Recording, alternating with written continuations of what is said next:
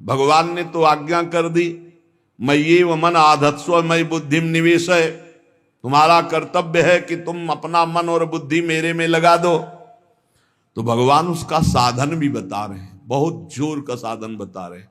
मन बुद्धि भगवान में कैसे अर्पित हो, तो श्री भगवान कह रहे मच्चित्ता मदगत प्राणा बोधयन्तः परस्परम कथयन्तश्च माम नित्यम तुष्यन्ति च रमन्ति च तेषां सतत युक्तानां भजतां प्रीति पूर्वकं ददामि बुद्धियोगं तं येन मामुपयान्ति ते तेषामेवानुकंपार्थ।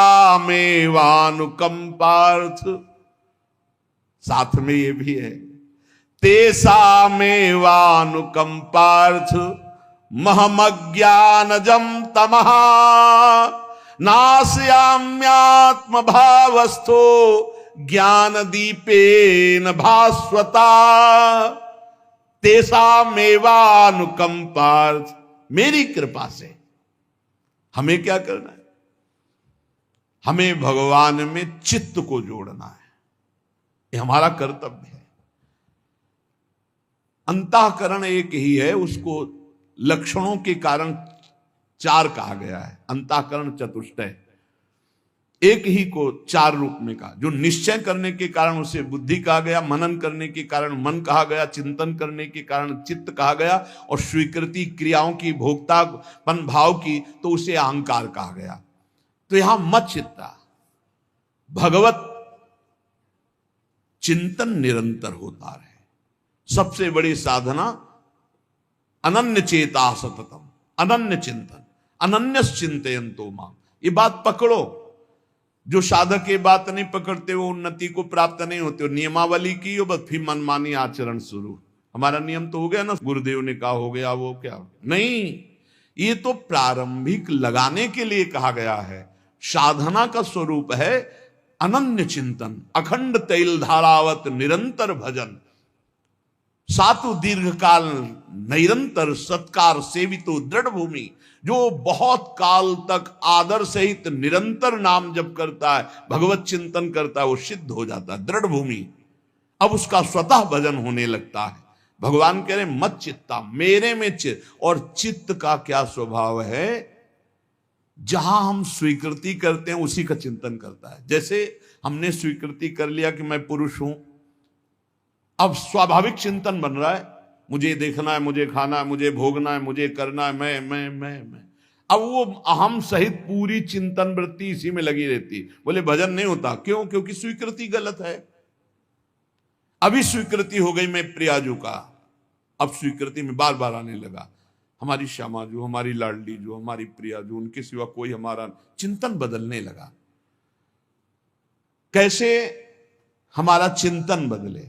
भगवान ने अगला शब्द का मदगत प्राणा, प्राण जिसके मेरे में समर्पित है। प्राण समर्पित का मतलब है प्राण वायु को लेकर प्रधान है। भोजन न मिले, जल न मिले तो भी हम जीवित रह सकते हैं काफी समय तक, क्योंकि प्राण वायु, प्राण बलवान पुष्ट होते हैं अन्न और जल से, लेकिन प्राणों की सत्ता वायु से है। ये जो श्वास प्रश्वास है, भोजन हमें 4-6 दिन न मिले तो आराम से दिनचर्या चल सकती है, पानी 8-10 दिन न मिले तो भी दिनचर्या चल सकती है, ऐसा नहीं कि मर जाएंगे। लेकिन 2 मिनट वायु न मिले तो मर जाएंगे, 2 मिनट वायु न मिले तो प्राण नष्ट हो। प्राण का सीधा संबंध वायु श्वासों से है, और प्रभु को प्राण समर्पित करने का मतलब हर श्वास नाम जप करना।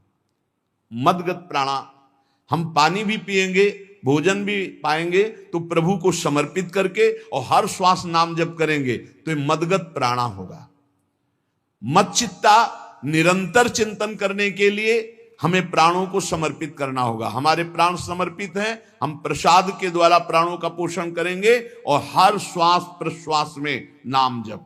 श्वास ऊपर गई तो नाम जप, श्वास नीचे गई तो नाम जप।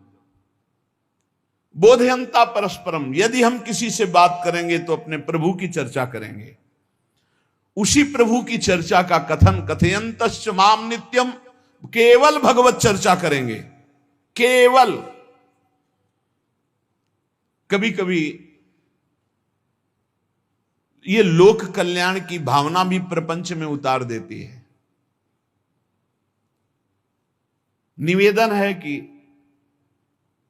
यहां कोई लोक वार्ता का प्रश्न लेकर के नावे, एक जगह तो बख्श दो जहां केवल भगवान के संबंध की चर्चा होने दो।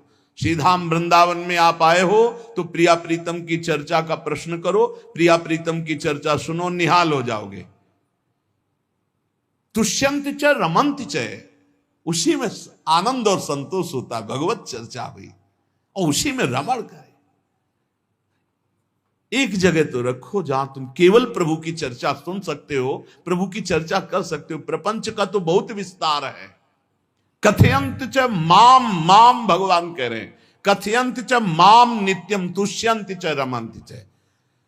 चलते हैं हम भगवत मार्ग में, फैल जाते हैं फिर दुविधा युक्त संसार प्रपंच में। केवल भगवत चर्चा, कथयंत च माम, भगवान केवलम, केवल माम, मेरा, प्रियालाल की सिवा और कोई चर्चा।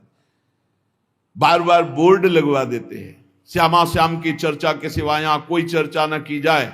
आपको अगर आशा है कि यहां से कोई काम बनते हैं तो हम पहले आपको बता देते हैं, हम असमर्थ हैं, हमारे में कोई सामर्थ्य नहीं है, हम केवल प्रभु की चर्चा करते हैं, प्रभु का नाम जपते हैं, प्रभु के लिए जीवन है, बस इतनी बात है। जो प्रभु में डूबना चाहता है वो आए, स्वागत है। इसके अलावा ना कोई आशीर्वाद, ना कोई तंत्र मंत्र, ना कोई जंतुर, ना किसी भी तरह की कोई ढांढस वृत्ति बना सकते हैं कि जाओ तुम्हारा ये ठीक हो जाए, तुक्का लग जाए, ठीक हो जाए, तुम्हारे भाग्य की बात है। यहां से कोई चमत्कार नहीं, यहां एक ही चमत्कार है, मलिन मन को श्री भगवान में लगा देना, जीवन को जीवन मुक्त अवस्था में पहुंचा देना। निर्विकारता की स्थिति प्राप्त करने के लिए साधु समागम है। भगवान का आदेश है, यदि मुझे अनुभव करना चाहते हो, इसी जन्म में परमानंद की प्राप्ति करना चाहते हो तो मय्येव मन आदत्स्व मयि बुद्धिम निवेश है। कैसे करोगे? तो भगवान कह रहे मत चित्ता, मेरे में चित्त लगाओ। चित्त कैसे लगेगा? चूंकि हम प्राणों से बहुत प्यार करते, देह प्राण ते प्रिय कछुनाई, इसलिए भगवान को कहना पड़ा प्राण मेरे को समर्पित करो। कैसे समर्पित करें? जो खाओ पियो भगवान को भोग लगा के और रात दिन नाम जप में, हर श्वास में भगवत चिंतन। अगर वार्ता करनी तो बोधयंता परस्परम कथयंतश्च माम नित्यम, केवल मेरी चर्चा। बड़ा दुर्लभ हो रहा है, भगवत चर्चा होना बड़ा दुर्लभ हो रहा है। भैया ये सब सुनहु भरत भावी प्रबल, बिलख कहो मुनिनाथ, हानि लाभ जीवन मरण जस अपजस विधिहात। जब कर्मों का फल भोगने का आया तो महात्मा जी, और जब पाप कर्म करने जा रहे थे तो पूछ लेते हमसे कि हम पाप कर्म करने जा रहे हैं, आपकी अनुमति है क्या? तब नहीं, तब किसी ना भगवान की याद की, न गुरु की याद की, मनमानी आचरण किए। तो अब भोग आया है, अब भोग लो, उसको भोगना पड़ेगा, वो यहीं मिलेगा तुम्हें। पति पत्नी परिवार संसार मित्र, इन्हीं में सब कलह अशांति मारपीट नाना प्रकार का। अरे पूछो मत, भगवान के चरणों का जब तक आश्रय नहीं लोगे तो यहां का ये प्रेम विवाह, यहां का प्रेम तुम्हें शांति प्रदान नहीं कर सकता। भगवत भाव रखोगे, हर परिस्थिति को शांति पूर्वक निर्वाह। ये जीवन काटना भी एक कला है। मनुष्य जीवन कोई पशु जीवन नहीं है। अगर अध्यात्म नहीं तो आप इसको जी नहीं सकते, आप इस जीवन को नहीं जी सकते। अशांत रहोगे, क्लेशित रहोगे, परेशान रहोगे। जीवन की कला है द्वंद्वों में समता, संपूर्ण जगत में रहते हुए ममता रहित हो जाना, संपूर्ण क्रियाएं करते हुए अहंकार रहित हो जाना, अभी जीवन मुक्तता का आनंद आ जाए। तो मच्चित्ता मदगत प्राणा बोधयंता परस्परम कथयंत च माम नित्यम तुष्यंत च रमंत च। हमारा उद्देश्य भगवत प्राप्ति का है। जो भगवत संबंध से भगवत प्राप्ति करना चाहता है उसके लिए दरबार खुला है, फ्री है, कोई फीस नहीं है, कोई शर्त नहीं है। तुम कौन हो, कहां के हो, कोई मतलब नहीं। आपका केवल संबंध भगवान के संबंध से वार्ता होगी तो यहां हो सकती है। इसलिए सावधानी होकर हमारे समय को निरर्थक ना किया जाए। बहुत कीमती समय। जब प्रश्न होता है तो फिर उस पर चर्चा करनी ही होती है। हमें सिर्फ भगवान का आदेश है, कथयंतश्च माम नित्यम तुष्यन्ति च रमन्ति च, उसी में संतोष करना, उसी में रमण करना है। हमारा भरण पोषण श्री प्रिया जी से होता है, किसी व्यक्ति से नहीं होता है।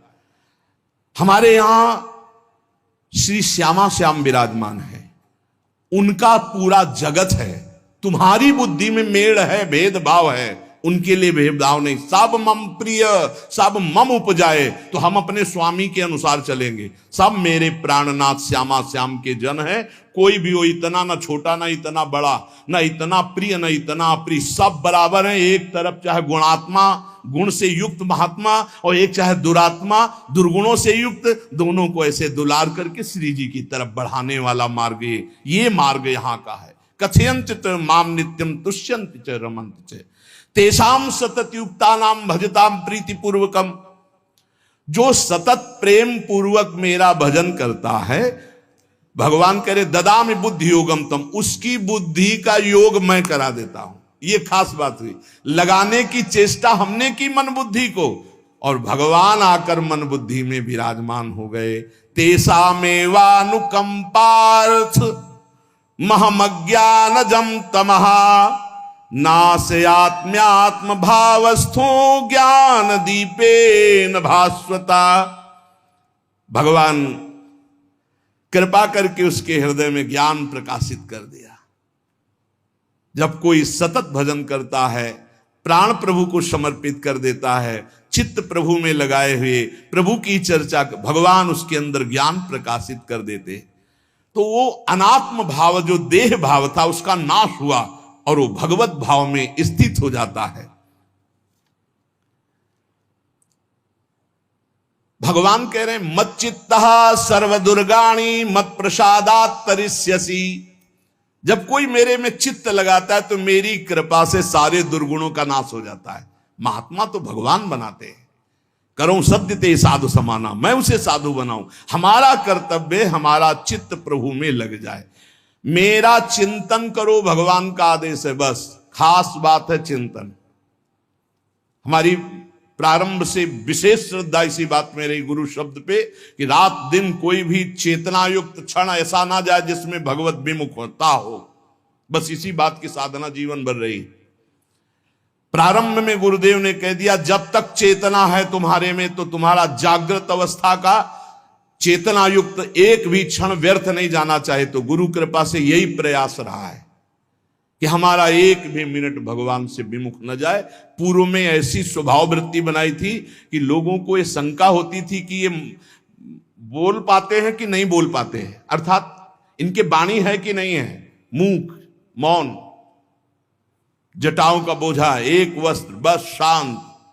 बुलाया गया, घंटा बजा तो पहुंच गए, प्रसाद लिए, उसमें एकांत, हर समय मंत्राग। कथा में बैठे हैं, अनुकूल वचन आया तो सुन लिया, नहीं पूरा का पूरा सत्संग ऐसे ही चला गया। और हमारा मंत्र चल रहा है, एक क्षण भी मंत्र से बिलग नहीं। हमारा कर्तव्य है केवल चिंतन। चिंतन करोगे तो अभी मुक्त हो, अभी परिणाम में नहीं। अभी हम राधा बोल रहे हैं, अभी प्राण निकले, अभी श्री जी के पास पहुंच जाएंगे। भगवान की कृपा का बल और साधन का तुम्हारा पूरा प्रयास, प्रयत्न, ध्यान रखो, दो से सिद्धि प्राप्त होती है। भगवान की कृपा का बल और आपकी पूरी साधना का प्रयास, प्रयत्न, कायरता नहीं। भगवान की कृपा का बल और तुम्हारा पूरा प्रयास, पूरा प्रयत्न। देखो, भगवान की दर्शन वृत्ति हृदय में जागृत हुई ध्रुव जी के पद को लेकर, कामना को लेकर। मैं भगवान का साक्षात्कार करूंगा, उनसे वरदान मांगूंगा कि मुझे सबसे श्रेष्ठ पदवी की प्राप्ति हो। चले, भगवान नारद जी मिले। पहला प्रलोभन, चलो अभी तुम्हें इस सम्राट पद पर नकार दिया। फिर भय, सांप हैं, बीछी हैं, जंगल के बड़े, और फिर यक्ष राक्षस, न जाने कौन कौन है। तुम अभी बालक हो, तुम्हें खा जाएंगे, तुम क्या तपस्या करोगे, क्या भजन। नहीं, इससे भी नहीं डिगे। कुछ भी हो, कदम वापस नहीं जाएंगे, अब तो हरि की प्राप्ति। तो गुरु मंत्र दे दिया। 6 महीने बहुत ही देह भाव रहित होकर उच्च कोटि की साधना की। बालक होने पर यही मथुरा में, मधुपुरी में देह भाव रहित होकर के, क्योंकि जंगल में ऐसे ऐसे मच्छर बड़े बड़े ना, एक मच्छर मारे तो पूरा होश खराब हो जाए, पूरी चेतना जागृत। तो उस 5 वर्ष के राजकुमार के शरीर में कितने मच्छर चिपके रहे होंगे, क्या क्या भयावह। हमने तो सेनपुर में देखा, आसन लगाए बैठे, काला नाग सांप ऐसे फुसकार रहा है। पूरा दृढ़ निश्चय है कि अगर ये काटने का समय है तो काट लेगा, नहीं काटना तो बिल्कुल नहीं काटेगा, बैठे रहो। वो ऐसे पास से निकल गए, छाती से भी निकल गए हैं। निश्चय कि अगर काटना है काट। सैकड़ों बिच्छू, कभी ऐसे डंक नहीं मारा। और अगर काटना हो मारना हो ना तो बढ़िया महल में बैठे हो तो वहां जाके काट लेंगे। ध्रुव जी अपनी निष्ठा से कभी नहीं विचलित हुए। अब जब भगवान सामने आए तो आखिरकार 5 वर्ष के बालक घबरा गए। भगवान का तेज, भगवान का रूप, भगवान की महिमा। भगवान मुस्कुराए, कृपा दृष्टि से देखे, बल मिला, भगवान को देख पा रहे हैं। अब मन में आया कि मैं स्तुति कैसे करूं, क्योंकि कोई ज्ञान तो है नहीं। भजन किया, भगवान की प्राप्ति हो रही, लेकिन अब कोई ऐसा ज्ञान तो है नहीं जिससे भगवान का स्तवन करे। भगवान की तरफ देख करके कुछ कहना चाहते हैं, पर क्या भगवान को कहें ये ज्ञान नहीं। तो भगवान ने अपने ज्ञान स्वरूप शंख का ध्रुव जी के कपोल पे स्पर्श करा दिया। जो भगवान कह रहे, ज्ञान तो मेरी कृपा से होता है। अभी पीछे श्लोक में भगवान ने कहा, तेसा मेवानुकंपार्थ महमक ज्ञानजम तमह नाशयाम्यात्म भावस्थो। अनात्म भाव का ये जो आत्मस्वरूप अनात्म देह में भाव आ गया है, इसके नाश का जो ज्ञान होता है ये भगवान की कृपा से होता है। जे भी संग छुआया दिव्य ज्ञान और भगवान की दिव्य स्तुति की। तो ये देखा जाता है कि भगवान की कृपा से ही साधक में दिव्यता आती है, दिव्य ज्ञान आते हैं। पर प्रयत्न अपना होना चाहिए। प्रयत्न था तभी तपस्या में आए, नहीं तो प्रलोभन में फंस जाते या भय में डर जाते। ना प्रलोभन में फंसे चक्रवर्ती सम्राट पद देने पर, और ना भय में फंसे कि सांप बिच्छी और सिंह खा जाएगा, इससे भयभीत नहीं हुए। और प्रयत्न इतनी जोर का किया, आप भागवत में पढ़ लीजिए, देह भाव रहित होकर कितना कठोर तप, 6 महीने में भगवत साक्षात्कार। आत्मबल, भगवत कृपा बल। ये मन है बहुत डराता है, कैसे जिएंगे, बुढ़ापे में कौन सेवा करेगा, क्या दुनिया का प्रपंच खड़ा कर देता है। इसको इसी ज्ञान से काटो। भगवान है ना, भगवान सब करेंगे। भगवान के लिए हमने जीवन दिया है, ये जीवन भगवान के लिए हार। अरे दिव्य हो जाओगे, रिद्धियां सिद्धियां हाथ जोड़े खड़ी रहेंगी। भगवान जानते हो क्या भगवान है। हम एक बार भगवान के नाम पर अपने आप को न्यौछावर तो करके देखें, पर यह अहंकारी जीव मानता नहीं है। ये अहंकार का बल लिए रहता है। आसुरी प्रकृति है ये अहंकार। अहंकारम बलम दर्पम कामम क्रोधम च संश्रिताः। जिसके अंदर ये आसुरी प्रवृत्ति अहंकार होता है, उसमें काम क्रोध लोभ ये भरपूर होते हैं। कहां से भगवत प्राप्ति हो। जहां ये दुश्मन रहते हैं वो घर तो तुमने सुरक्षित दे रखा है दुश्मनों को। आसुरी प्रकृति को तुमने, अहंकार को अपना स्वामित्व दे रखा है। मैं वो अहंकार जिसके साथ प्रकृति लगती है। जब अहंकार और बढ़ जाता है तो ईश्वरोहम अहम भोगी सिद्धोहम बलवान सुखी। तरंग से समुद्र नहीं होता, समुद्र से तरंग होती है। हम जितने भी हैं सब तरंग हैं उस परमात्मा की। वायु विकार नष्ट हुआ, समुद्र में ही लीन हो गए, ये बात है। लेकिन एक तरंग समुद्र नहीं पैदा कर सकती। एक सूर्य चमक रहा, कोई बंद के सूर्य दूसरा चमक के दिखाए। बहुत सावधानी से उपासना करो। ये अहंकार, भगवान कह रहे हैं, भगवान ये जो अहंकारम बलम दर्पम कामम क्रोधम च संश्रिताः, इस अहंकार को नहीं मिटाया तो ये अनुभव कराने लगता है और 4 बोलने लगते हैं कि आप तो भगवान हैं। तो धर्म सम्राट करपात्री जी, इतने सिद्ध महापुरुष, और विश्वेश्वर विश्वनाथ जी की स्थापना करके रात दिन आराधना, काशी में बड़े बड़े सिद्ध महापुरुष भगवान शिव की आराधना करते। बड़े बड़े सिद्ध महापुरुष भगवती अम्बा की आराधना करते। ये कौन सा ज्ञान प्रकट हो जाता है जो भगवत स्वरूपों का अपमान होने लगता है? मुझे यही समझ में नहीं आता। गुरु रूप से हमें शास्त्र के आचरण देने आए, मनमानी भ्रष्टाचार सिखाने नहीं आए। आज तक कभी कहीं भी भगवत स्वरूपों का अपमान महापुरुषों द्वारा नहीं हुआ।